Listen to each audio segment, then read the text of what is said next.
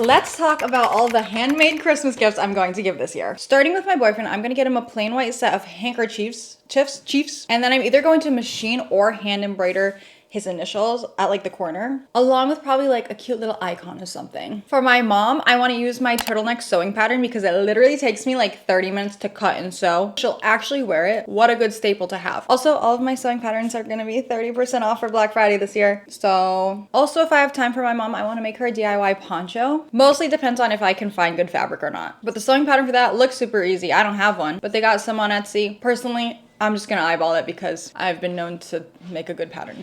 For my dad, I'm gonna get him one of those Hanes or Gildan sweatshirts off of Amazon. I think they're like $10. And then I'm gonna embroider something on the front of it. You could also use a Cricut or hand embroider. I also wanna do the same thing with my mom, but with our 2 dogs. Like the faces of our dogs. I'm thinking about doing like a D-ring belt for my boyfriend. Might be easier just to buy that though. And then for another friend in my life, I'm gonna make a boxed makeup pouch. I have a free pattern. I think I did a tutorial of this last year. So fast and easy to make. I kind of want to add ruffles this year though. And I'm probably gonna fill it with some skincare items. Some honorable mentions of things that I'm not making this year but would love to make one year. Slippers, a pie pot holder, an apron. I might make this year for my boyfriend. Imagine if I like embroider his last name, like chef last name.